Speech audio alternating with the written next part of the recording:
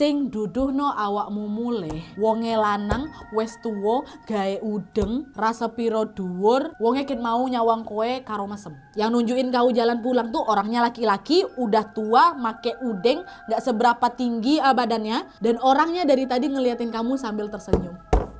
Merinding ya Allah. Dalam hati waktu itu Nat aku langsung ngucapin banyak terima kasih sama si kakek itu yang udah nolongin aku. Kenapa tiba-tiba sakit ini aku? Dah.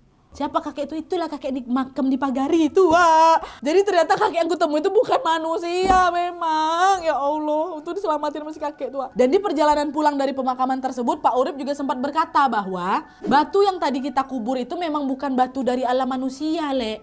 Dan menurut Pak Urip, energi dari batu itu tuh kayak terlalu besar, Wak, hingga membuat keluarganya Mas Andi ini mendapatkan teror dari makhluk-makhluk tak kasat mata. Nah, makhluk-makhluk tersebut itu datang karena mencari sosok siapa nih yang megang batu itu.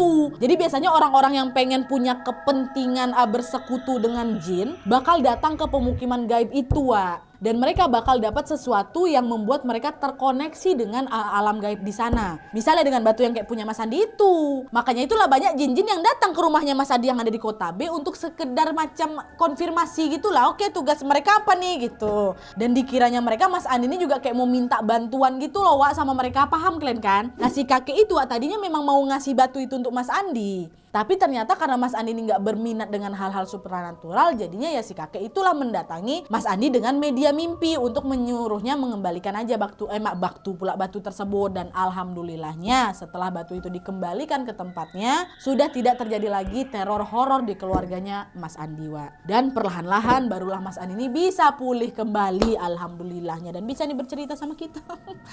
Untung balik Mas Andi ya, Mas. Kalau enggak entahlah itu, astagfirullahaladzim. Tapi yang buat penasarannya bisa sampai ke itu loh.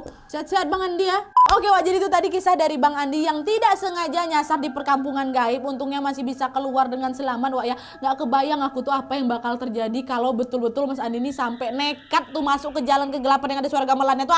Gimana menurut kalian soal kisah ini? Bagian mana yang paling bikin kalian deg-degan? Ada nggak diantara kalian yang pernah mengalami hal yang serupa seperti Mas Andi, bahkan lebih menyeramkan lagi? Kalian boleh sharing cerita kalian ke email di bawah ini dengan subjek kisah hororku, sertakan juga nomor WhatsApp sama Instagram kalian supaya kami gampang hubungin kalian kalau misalnya kisah kalian di-up di video selanjutnya. Oke, Wak, jadi sekian dulu videonya. Terima kasih banyak yang sudah menonton. Kalau kalian suka video ini, klik like-nya. Jangan lupa komen di bawah untuk ide dan saran-saran untuk video selanjutnya.